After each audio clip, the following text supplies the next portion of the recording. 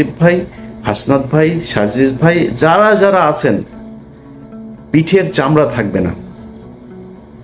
যদি মনে করেন যে এই সরকার চলে যাবে আর বিএনপি আওয়ামী লীগ, বিএনপি বা জামাত ইসলাম আপনাদেরকে কোলে তুলে নিয়ে নাচবে, প্রশ্নে আসে না। আর আওয়ামী লীগ তো কত ভয়ঙ্কর হইতে হবে সেটা আপনাদেরকে বোঝানোর দরকার নাই, আপনারা জানেন। এরা জেলখানার ভেতরে মানুষকে ধরে জবাই করে মারে, ফাঁসি হইলেও এদের মনে শান্তি হয় না, জবাই করে মারে। এখন শুনছি ওই যে ক্যাপ্টেন বাসেদ সাহেব মাজেদ গিয়েছিল, এই ক্যাপ্টেন মাজেদ সাহেবকেও জবাই করেছিল। সো এরা এইটাই, এরা এর চেয়েও ভয়ঙ্কর রূপে ফিরবে যদি ফিরতে পারে, ফেরার সুযোগ দেওয়া হয়। অতএব আপনারা ছাত্ররা যারা আছেন, যাদের সাথে বাংলাদেশের মানুষ সবাই চেয়েছিল একটা পরিবর্তন, আপনাদের সাথে কেন যাবে সেটা আপনাদেরকে বুঝাইতে হবে। পারেন নাই, কোনো সমস্যা নাই, পারার চেষ্টা করছেন কিনা সেটা মানুষ দেখতে চায়, যে আপনারা কি আসলেই চেষ্টা করেন নাকি আপনারাও সেই আগের মতোই, আগের দলের মতোই সব লুটপাট করে খাওয়ার জন্য, সুবিধা পাইলে তাদের সাথে বসে মিলেমিশে একাকার হয়ে তারপরে দেশ চালানোর জন্য উদ্গ্রীব হয়ে আছেন। এই জিনিসগুলো আমার মনে হয় আপনাদের বোঝা উচিত আর কি। এই যে আসিফ নজরুল এই প্রবাসীদের, রেমিটেন্স যোদ্ধাদের টাকা মেরে দিয়ে তারপরে হজ করতে এসেছেন। আসিফ নজরুল দেখছি সেই ভিডিও থেকে আপনার আস্তে আস্তে সরে যাচ্ছেন, হ্যাঁ, মানে পাশ কাটাতে চাচ্ছেন। তো আসিফ নজরুল, কে ভালো কে খারাপ, কে ঠিক আর কে বেঠিক, এটা আল্লাহ একদিন জাজ করবে। শুধু এতটুকুই বলে রাখলাম, এই 5 তারিখের পরের যে সুযোগ আপনারা শুধু হাতছাড়া করেন নাই, ইচ্ছাকৃতভাবে এই সুযোগটাকে ধ্বংস করেছেন, এর বিচার, এর শাস্তি আপনাদেরকে এই পার অথবা ওই পারে পেতেই হবে। আমি আমার জায়গা থেকে শুরু থেকে এখন পর্যন্ত একটা কথাই বলি, অনেক মানুষের, অনেক নিজের খুব কাছের মানুষজনও, ভাই সুযোগ এসছে, কিছু টাকা পয়সার দরকার আছে জীবনে, এরকম ওই 21 টিভিতে যখন কাজ করতাম না, এরকম তখনও অনেক মানুষজন ছিল এরকম বলতো যে টাকা পয়সা বানায় তারপরে ই করতে। আসলে টাকা পয়সা না মানুষকে বাঁচাইতে পারে না, বিপদে পড়লে ওইখানে আপনি বাঁচতে পারবেন। টাকা মানুষের দরকার আছে, আমরা পৃথিবীর একদম ফেরেশতা, আমাদের মানে কোনো ভুল ত্রুটি নাই, কোনো খারাপ কাজ নেই, এরকম না। আমার জীবনেও খারাপ কাজ আছে, চেষ্টা করেছি। আমাকে যদি আজকের আমি, আর ধরেন বেশি না, 2012 সালের আমিও যদি সেই গণজাগরণ মঞ্চের আগের আমাকেও যদি আপনি মেলান, আমার মধ্যে অনেক পার্থক্য হয়েছে। ভালো না খারাপ সেটা আল্লাহ জাজ করবেন।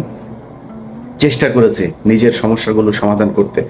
যাই হোক, তো এই যে এখন ধরেন মনে করছেন যে আপনারা ঠিক জায়গায় আছেন, যা মনে চায় তাই করছেন, আপনারা করে যাবেন, কোনো সমস্যা নেই। এটার বিচার একদিন হবে। এই হজ করতে গিয়ে যেমনটা দেখেছেন, এর চাইতে আরো ভয়ঙ্কর অপমান আপনাদের সামনে অপেক্ষা করছে। আমাদেরও সমস্যা আছে, জীবনের ঝুঁকি আছে। আমি মনে করি আমার জীবনের হয়তো বেশিরভাগ সময়ই হয়তো আমার কষ্টে কাটাইতে হবে। কারণ মানে আমার তো ধরেন যারা ভালোবাসে তারা তো সাধারণ মানুষ, তারা তো শক্তি নাই।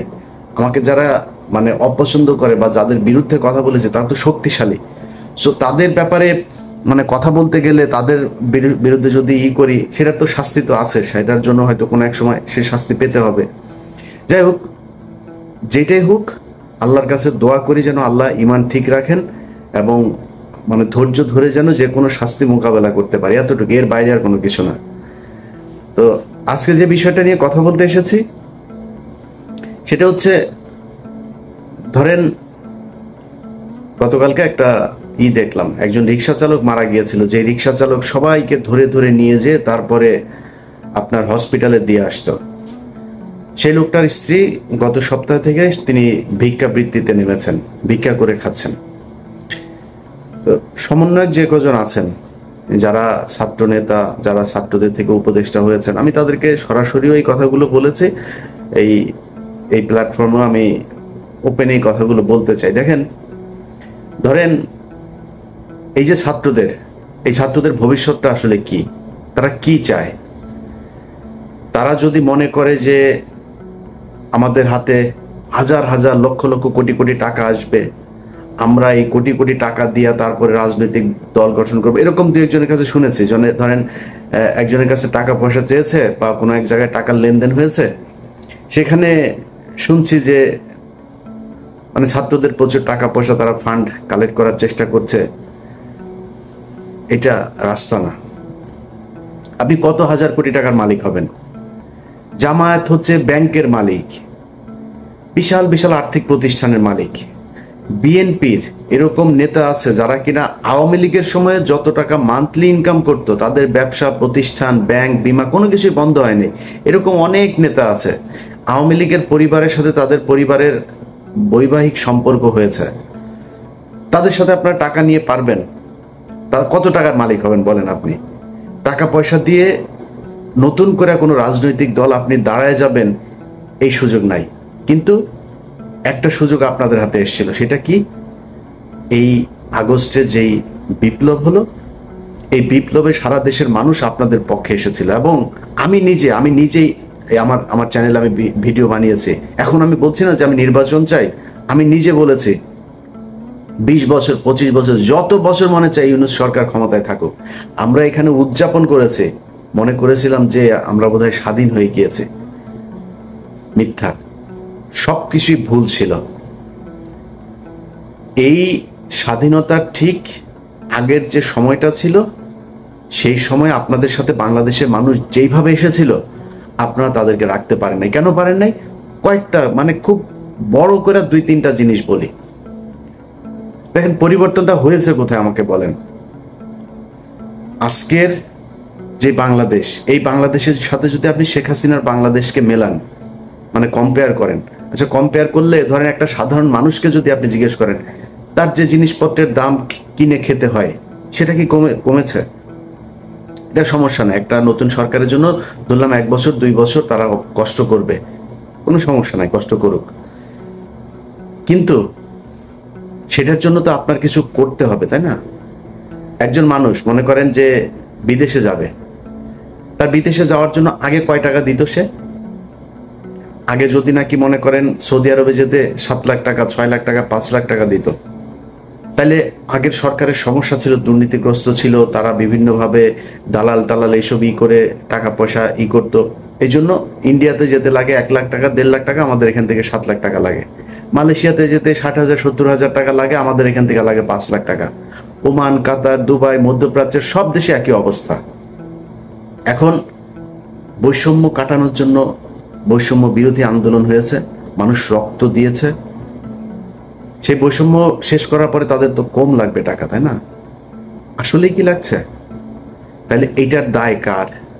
এটার জন্য তো আপনাকে জবাব দিতে হবে। আপনি যেটা শেখ হাসিনা পারেন সেটা আপনি করে দেখাবেন। এই জন্যই তো আপনাকে পরিবর্তন করে আনা হয়েছে। মানে সবকিছুর পর আমি এই যে যুক্তি দেখাচ্ছি, এটাতে আবার আওয়ামী লীগের খুশি হওয়ার কিছু নাই। তোদের আসলে মানে তোদেরকে নিয়ে মানে কথা বলার মতো এই এই মানে রুচিটাও, তোদের নিয়ে কথা বললেই মেজাজ খারাপ হয়ে যায়, গালাগালি করতে ইচ্ছা করে। তোরা তো মানুষ না। তোরা যদি মানুষ হইতে এতগুলো মানুষকে হত্যা করলি, তোদের মানে দলের ভিতরে ধরলাম সব অমানুষ। অনেক মানুষ বলে যে আওয়ামী লীগ আসলে সবাই খারাপ না, কিছু কিছু ভালো আছে। তোদের 5 জন মানুষ তো এক জায়গায় হয়ে বলতে পারতি, তাই না, যে আমরা আসলে শেখ পরিবারের এরা ভুল করেছে, এরা আসলে খুব ক্রুয়েল, এরা করাপ্টেড, এদের আমরা ঘৃণা করি, আমরা দলটা আসলে নতুন একটা আওয়ামী লীগ চাই। মনে কর তুই শেখ মুজিবের আওয়ামী লীগের চাস, ধরলাম এই গত 15 বছরে আওয়ামী লীগ চাস না, মাপ চেয়েছে কেউ এখনো পর্যন্ত ওদের ভেতরে মিনিমাম কোনো অনুশোচনা, অনুতপ্ত কোনো কিছু না। ওরা আবার করে, আবার আসবে, আবার ওইরকম করবে। এখন ওদেরকে সুযোগ করেও দিচ্ছে, এই সরকারই দিচ্ছে। সবকিছু যদি বাদ দেন, আপনি প্রবাসীদের টাকা পয়সার কথা বলেন, পুলিশের এখন পর্যন্ত আপনি জানেন আগের চাইতে বেশি ঘুষ দিতে হয় একজন ওসিকে একটা নিতে হইলে, একজন এসপিকে বদলে নিতে হলে, ভালো একটা পোস্টিং নিতে হলে। পুলিশের বউ, ঊর্ধ্বতন কর্মকর্তাদের বউ পর্যন্ত মাঠে নেমেছে টাকার কালেকশনে। একজনের বউয়ের ফোন রেকর্ডও আছে, এক ওসির সাথে কথা বলছে, নিজে করে, নিজের পরিবারের খুব নিকট আত্মীয় দিয়ে তারপরে ওসির সাথে ডিল করায়। তাহলে পরিবর্তন কি? এখন এগুলো সবকিছু নিয়ে কথা বলতে গেলে না, মানে সবারই মনে হয় সমস্যা হচ্ছে না, আমার একাই মনে হয় সমস্যা হচ্ছে। এ কারণে গতকাল আমার ফেসবুকের একটা পোস্টেও দিয়েছি যে খামাখা এত শত্রু বাড়ায় লাভ কি? সবার যেহেতু সমস্যা হয় না, আমার একা একা সমস্যা গেলে আমারও তো ইচ্ছা করে। এই জন্য চিন্তা করেছে যে সবার সাথে মিলমিশ করে তারপরে যা হয় হোক, দেশে যাব, দেশে যায় ভাই আমার ইউটিউবে এখন যে ইনকাম, এখানে বসে আমার ইউটিউবে যদি 5 লাখ 6 লাখ টাকা ইনকাম হয়, তাও তো আমার হয় না, কারণ এখানে তো খরচ বেশি। আমি বাংলাদেশে 2 লাখ টাকা ইনকাম হলে আমি আরামে বিশাল মানে রাজার মতো চলতে পারবো। তা আমি কেন এখানে কষ্ট করব?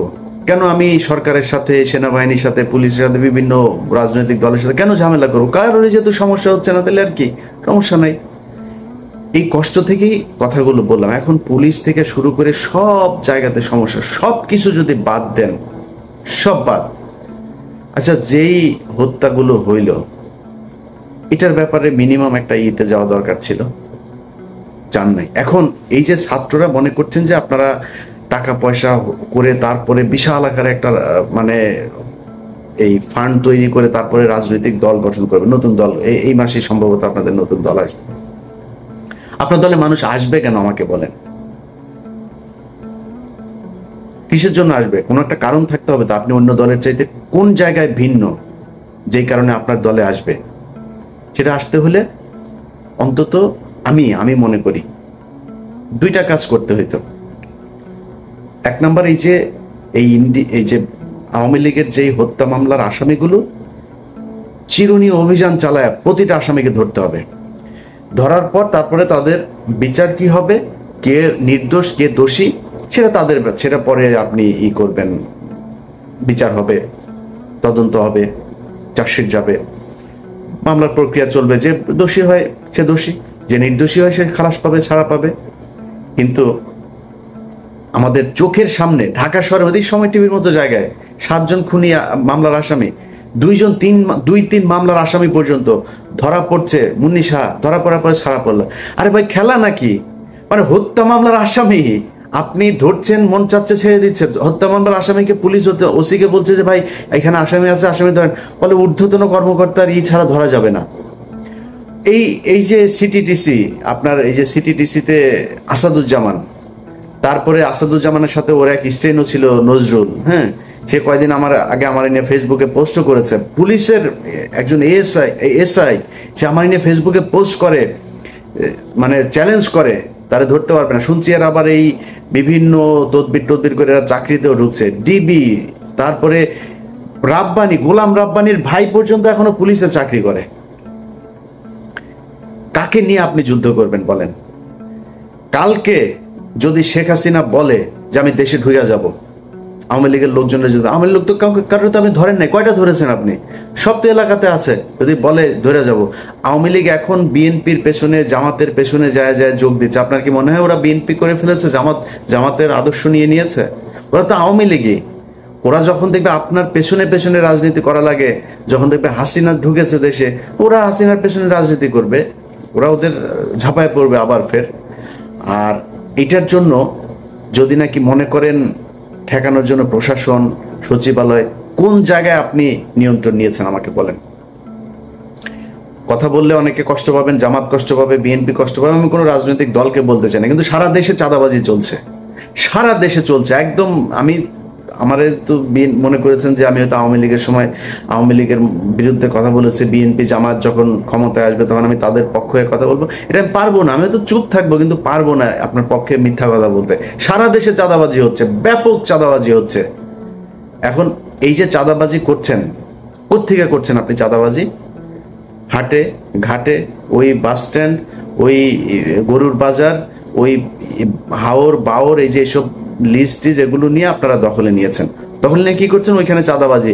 গ্রামে এদিন শুনলাম একজনের মুরগি বিক্রি করতে এসছে, সেই মুরগির থেকে, মানে অনেক মুরগি আর কি, ফার্মের মুরগি, এক এক মুরগি থেকে সেখানে চাঁদা নেওয়া হচ্ছে। তো এই যে চাঁদা নিচ্ছেন, নিয়ে কি করছেন?